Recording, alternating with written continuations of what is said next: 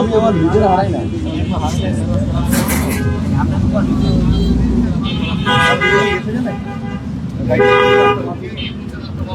বাইকটা পাইলেই চলে যাবে।